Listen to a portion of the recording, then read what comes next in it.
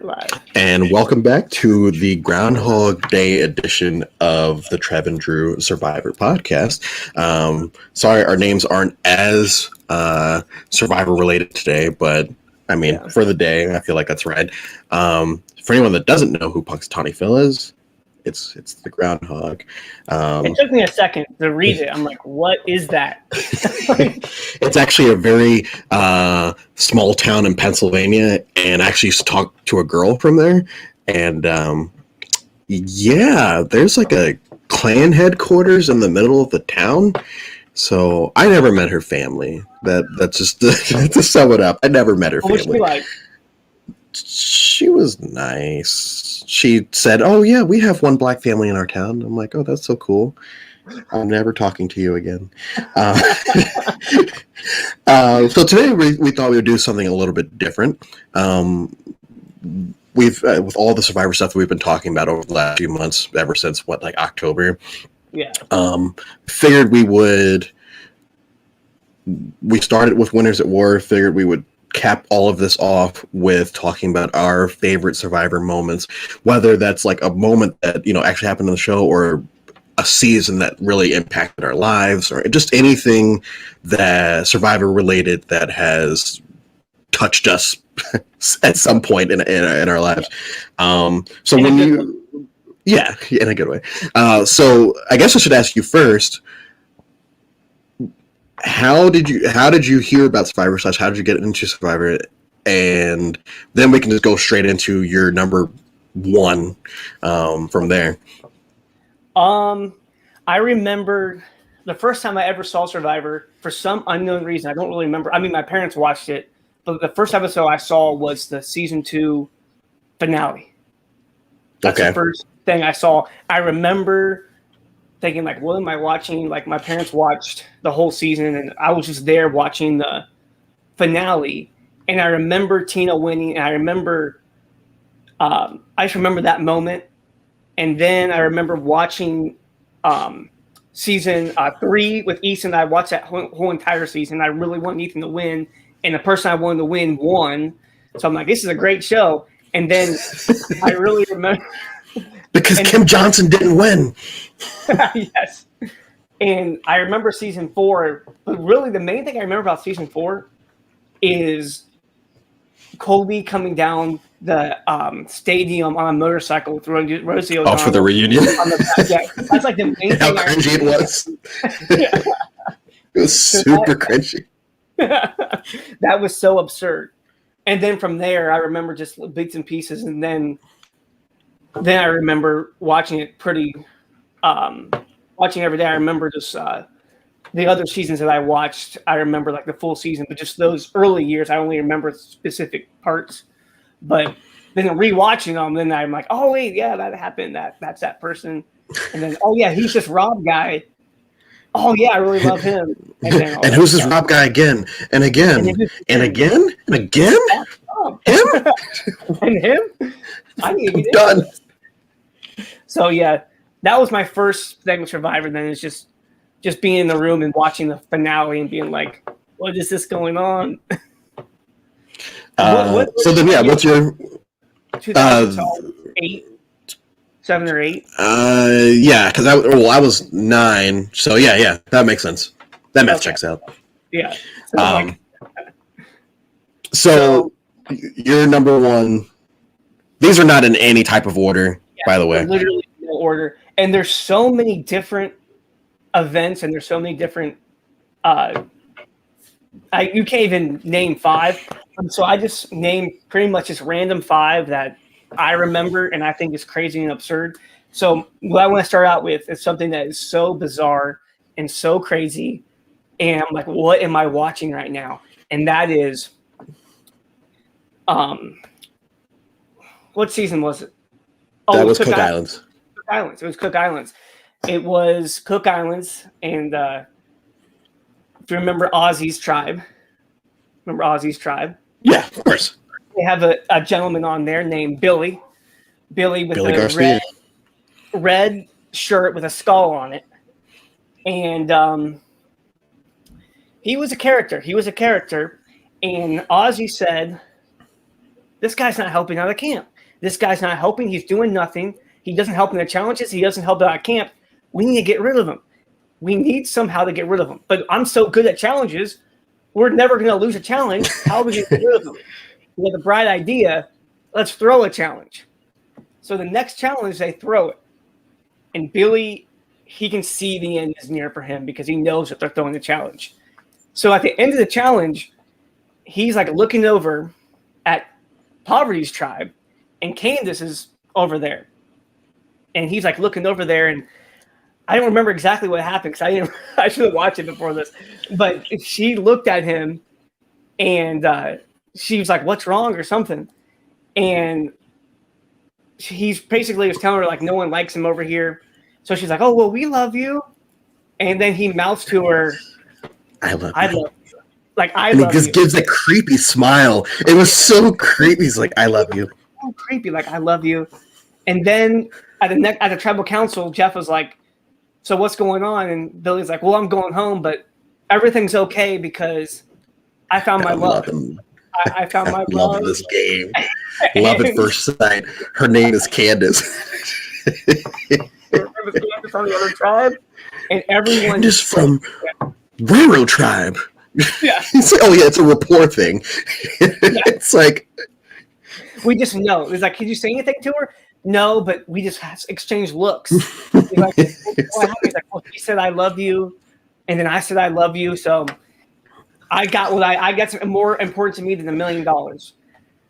And unfortunately, that didn't work out for him. That did not work out for him. And his ass went packing. Well, I think my favorite part of that entire tribal is where Jeff's look just immediately just goes, "Candace from Railroad Tribe." Yes, exactly. It was so awkward. That's why I was just cracking up the entire time, and it was just so awkward. I'm like, this is good television right here. Yeah, so this is why I watch the show. This is why I watch the show. Like, this is literally it. That's it. Because you guys.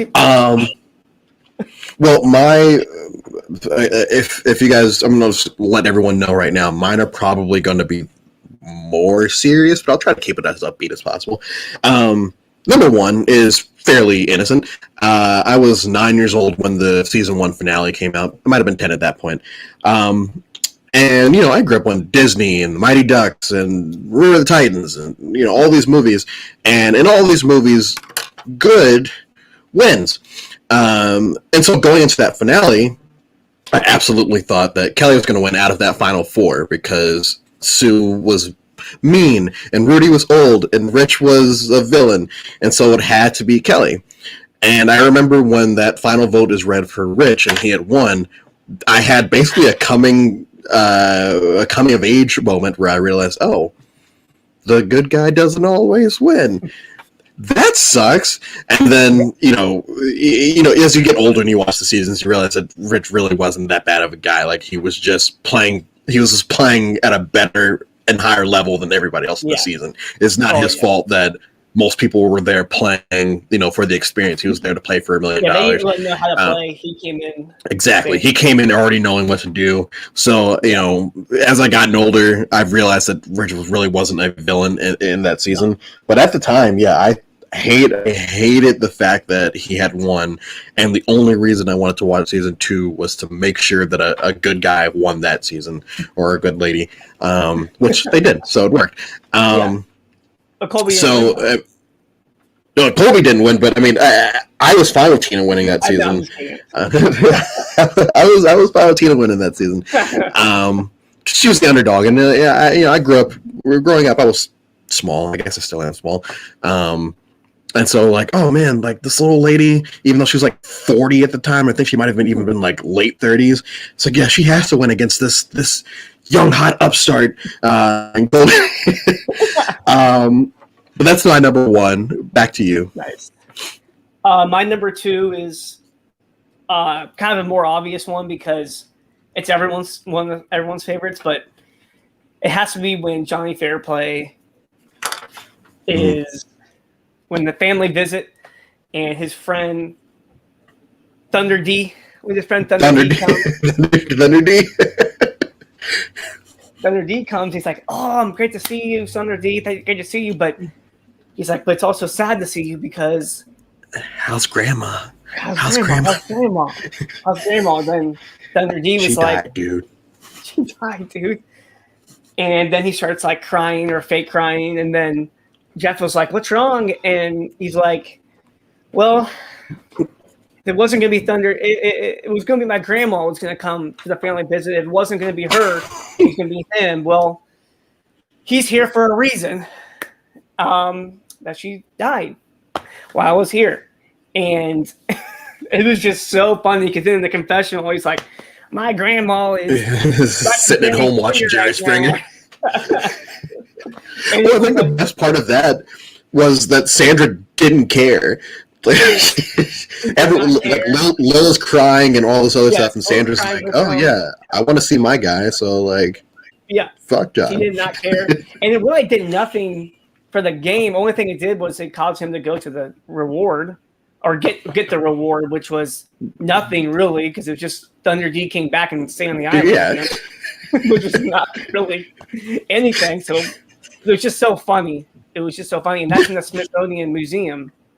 Yes, that's the only. I think that's the only Survivor moment is in the museum is that moment. Yeah. Which I think is really cool. I think between that and the snakes and rats speech from Sue and that are like probably the two most iconic moments in the show. So I would agree. I think my number. Okay. So we're gonna go with number 2. This one's gonna get a tad more serious, but. So, Survivor Australia, season 2. I loved it not even only. I loved it for the scenery. I loved it for the characters and all that.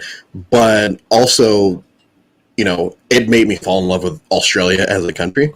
And so, fast forward 4 years later, I'm graduating from middle school, and I decide I'm gonna save up $6,000 to go to Australia as like a congrats, you graduated middle school type gift. And I was there for 3 weeks, and the family that I stayed with all played rugby. And, long story short, I learned how to play there. I came back here. And however many years later, I've had a successful rugby career, and now I have, a mediocre to average coaching rugby career. So I think it all worked out in the end, and it's all because of that one random season. Dude, that's crazy. Dude, that is awesome. So you're like, oh my gosh, I need to. Australia seems so beautiful. It seems freaking awesome, and it's the longest season they ever had, 42 days. Yeah, with the most boring finale. Yes. Yes, and then you're like, the finale was so bad. And you said, and I needed And you're like, what is this? Like I said, 4 years later, I'm sitting in Australia, and I'm like, this is the craziest thing that's ever happened to me. Yeah. I visited the entire East Coast, but then I went to the Outback because that's where the season was. And it was just like, I can't believe, I'm swimming in the Great Barrier Reef and all this other stuff, and it's like, this is amazing. But when people say that TV shows like change their lives or whatever, you're like, sometimes it's real, sometimes it's not, but like. That and then another moment that we're gonna get to later. Yeah. But this legit changed your life. That's what you do now because of that trick. Because that's literally your job now. Yes, it's literally my job. Yeah. And it's all because of season 2. All right. Number 3. Awesome. Number 3 for me is, there's so many moments, but you're like, what's your favorite moment?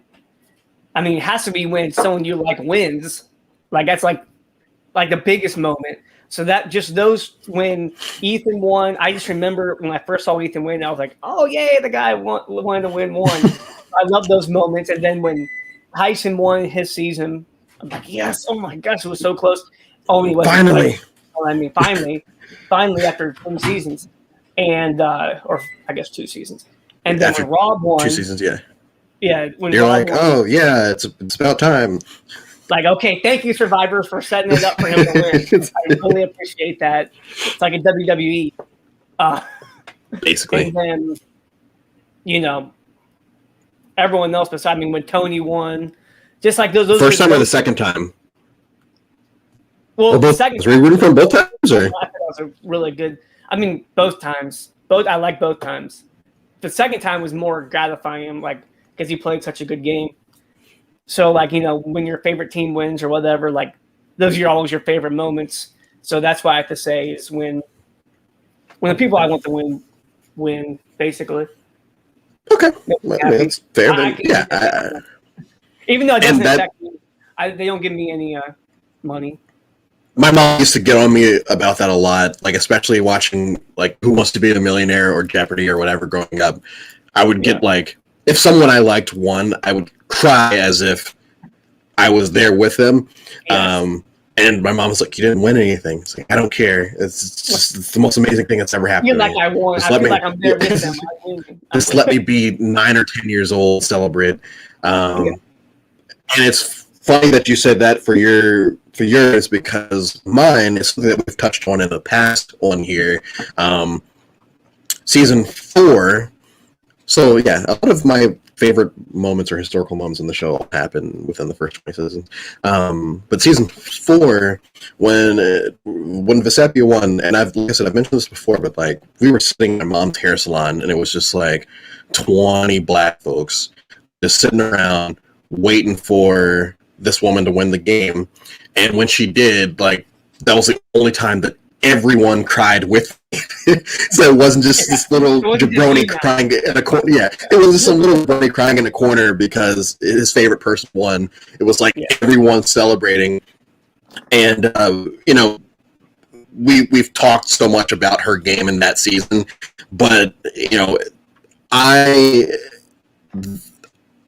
that moment has always, like, even this day, that moment has always been a moment that I can look back on, like, wow, first of all, I really connected with family that day, but also, it was just one of those moments that, like, looking back on the show, it's crazy that was the last black woman to win, but getting past that, like, that was the first, and that was a big deal.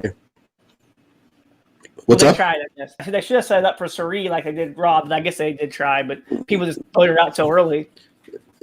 Oh, yeah. Well, I mean, in Game Changers, she just got screwed. Yeah, she just got screwed. She got screwed. You set it up for Ben. I mean, come on. We know that she's not going to find anything, so why would you put all of these idols and advantages in the game? Yeah, she's not going to look for So going back to last week, that's why you know that it's not rigged, because if it was... Yeah, because you were the one. Exactly. I'm glad we can finally be on the same page about this. Yeah. But yeah, just that whole Vesepia win. And yeah, after that season, I did take a little bit of a break, like a 1-season break, because Thailand sucked. But yeah, that's pretty much it. So, blonde-haired guy? Thailand, it was Brian Heidick. Yeah. Oh yeah. We don't talk about him. Yeah. We don't talk about all right, on to yours. My number 4 would be I really enjoy seeing like immunity challenge wins in a row. So with Kobe's record of 5, so when anyone like ties that record, I'm like, oh sweet. So when Terry did it, that was entertaining. I'm like, oh my gosh, this guy can't stop winning. And Ozzy, Culpepper, Mike Holloway. It's just entertaining to watch. I always like down the line. It's just entertaining to me. I'm like, this person can't lose. And I really want someone to beat his record with 6. But there's only 7 during the merge. Yeah, right? So they would probably have to, or not even probably have to win. They would have to win pretty much all of them. Yeah. And that was what's so crazy about the Mike Holloway thing, was the fact that at a certain point in that season, Mike Holloway became the only person that people could root for without feeling like a piece of shit. So, yes, exactly. So the fact that he kept winning these challenges over and over again, it's like, yep. Mm-hmm, yep, that makes sense, yep. And Fabio, I mean, he didn't tie the record. I think he got 4. I think he got 4. Oh my gosh, he won. Yeah, he got 4, and then Rob got 4. Well, that's the crazy thing about Fabio is, like, everyone always shits on Fabio's game, but, like, he won. I know I always say that the physical aspect of the game doesn't matter, but, like, it did for him because it did for him. It certainly wasn't strategic. Yeah, it wasn't because of his strategy. No. He was pretty likable, except for Nyanka not liking him, but other than that, Nyanka is my list for characters because I think that she's great. If when we ever do the character list, whenever we do the characters, we didn't like him, but she voted for him for the millionth. So I'm like, she's a complex person.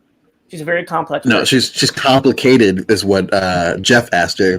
Nyanka, are you a bit complicated? yeah, exactly. So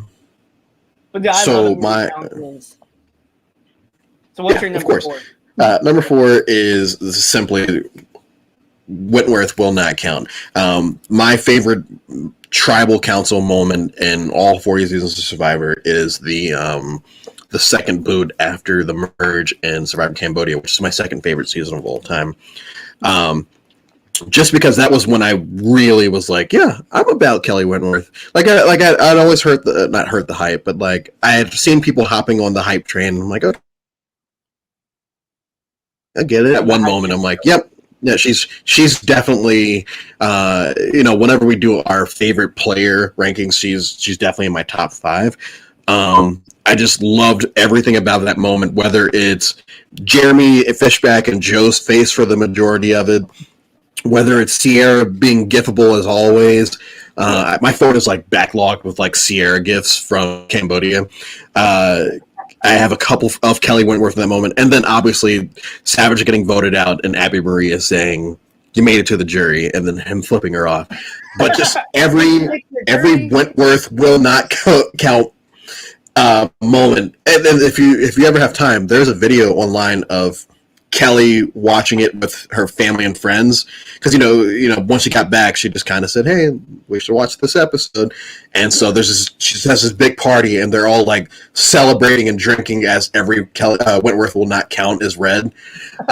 It's pretty epic. But I mean, even if we want to look at a broader sense of the game, like I just love the tribal council aspect of the game, especially when Idols are played. But that Wentworth moment will always be my top tribal moment, I guess, in the history of the show. Yeah, that was awesome. That at least he made it to the jury. Yeah, that was hilarious. Oh, Wentworth does not count. Wentworth, I loved it, but Jeff, I say it every time we know. Wentworth doesn't count. Wentworth doesn't count. Wentworth doesn't count. That was awesome. Was that the most?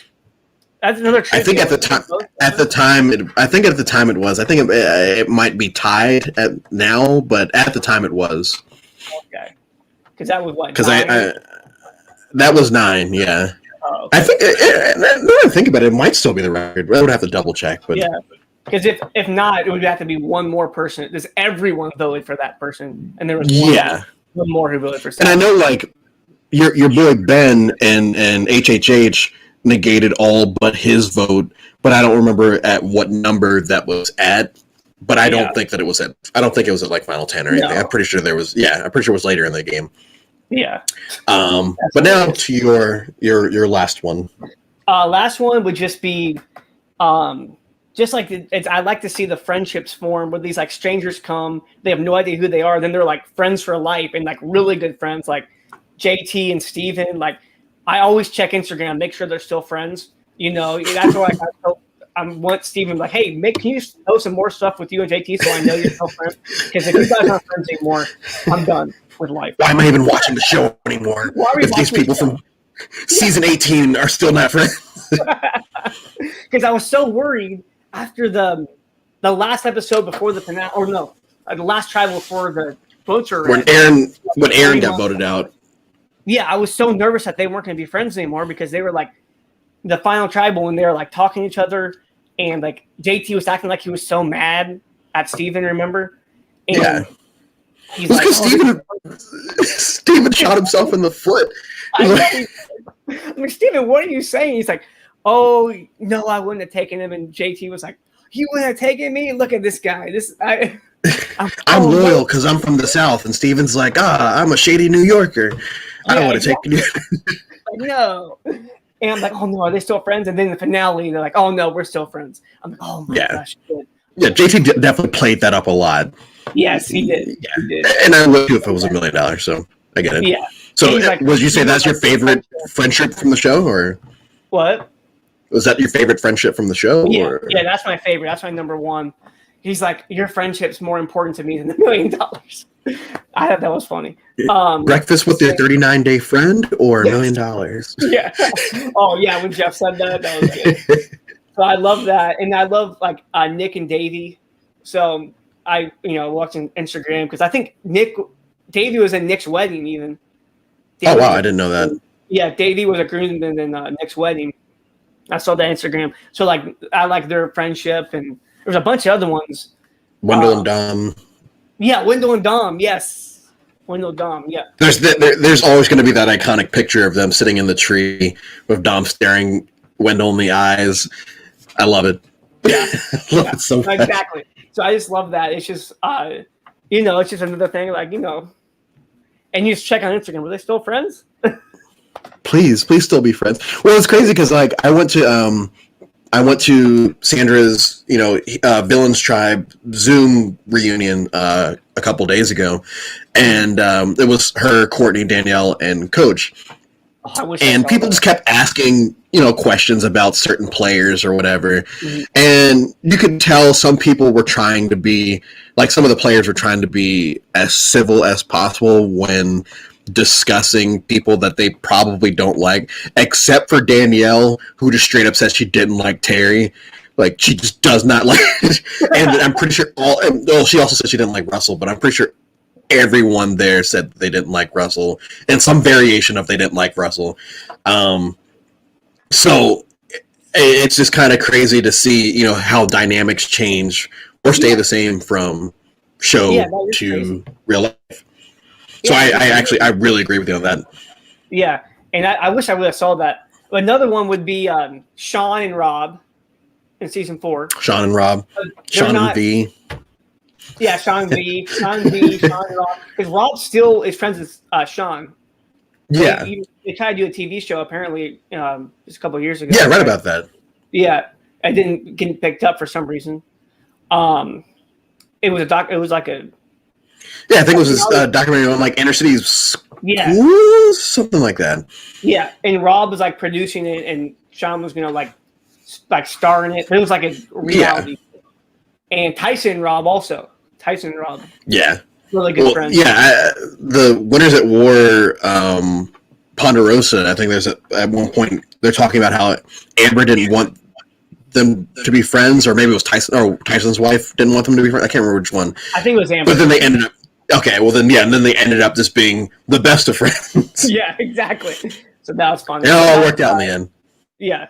So I like all that. So what's your last one? So I guess to bookend, we started this with a Winners at War recap way back in October when we were just two J-Brones off of the internet who were put together to talk about Survivor.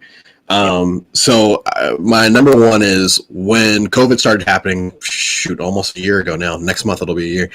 I was at a dark place, much like most people were, and I decided I was just going to binge watch all of Survivor because I figured by the time I was finished, all the craziness would be over and we'd go back to our lives. Now, that second part didn't happen, but so on Easter Sunday, I started with Borneo. And for the next 40 days, all I did was wake up, pop one Survivor, go to bed around 2 a.m., wake up at 9 a.m., do it all over again. I would only pause for bathroom, food, and that's it. I didn't talk to anyone, and I just sat there and I just did all 40 seasons. Now, the reason that is significant to me is because it got me out of basically the funk that I was in those first 2 months because I was isolated. I hadn't talked to anyone, and I just remember watching all those seasons again. Just made me, as corny or cliche as to say, it made me fall in love with the show all over again. So much so that when I saw the specialists and Russell Hantz and Adam all doing this, the top 100. And, I remember seeing that little comment at the end about, hey, if you want to get into this, like, just email us. It's like, okay, well, I haven't done radio in a couple years. I really miss doing that. I also just sat here all year, well, all of this crazy time watching Survivor over and over again. What the hell? We'll try it out. And here we are sitting here on February 2nd, still doing this. And, I have Survivor to thank for that. And I have, me binge watching the entire show again to thank for that. Because once again, it has actually had a legitimate impact on my life. And hopefully, as this continues, I can continue to look back on COVID, the first months of COVID, as a defining moment in my life. It was one of the best times in my life compared to I mean, shoot, in 10 years, I hope I can say that. It's like, oh yeah. By the way, COVID wasn't that bad. Yeah, I lost some people, but other than that, but other than that, that'll be fun. That'll be all right. But yeah, it was a bit of a shorter one today. We were going to do characters as well, but I figured we would save that for down the road. I also want to do just favorite players in general. Obviously, I wanted guest book. That's wrestling. Guest cast, feature seasons, things like that. But we'll do that all, as we continue through this process. But in the meantime, we really appreciate you guys sticking with us. Trev, do you have anything to say before we head out? No, I agree. No, I think COVID was awesome. COVID was awesome. And same thing. I'm like, I was watching the Top 100, and Adam said, "Hey, is anyone going to apply?" I'm like, "Well, I went to school for film, and I love podcasts, and I love editing videos and stuff. Like, I'll just email him." I was not expecting to get a response. He's like, "Oh yeah, send in a thing," and then he's like, "Oh, I'm putting you with Andrew." I'm like, "Okay, let's see how this is." I'm like, okay, oh my gosh, this is really fun. It was like really fun. I'm like, wow, dang, I'll just do this all the time. Yeah. So I agree. And so this will become more consistent, as we go along. But obviously, I really appreciate everyone that has supported us during this time. I really, appreciate Trev and Adam especially for sticking with all of this mess. And other than that, we'll I guess we'll see you on the other side. Until next time. Dragon Slayer. Dragon I Slayer. had this on there because they've been calling me Dragon Slayer because I've been slaying all these dragons. I know. I thought you might want to know that. See ya. So we are.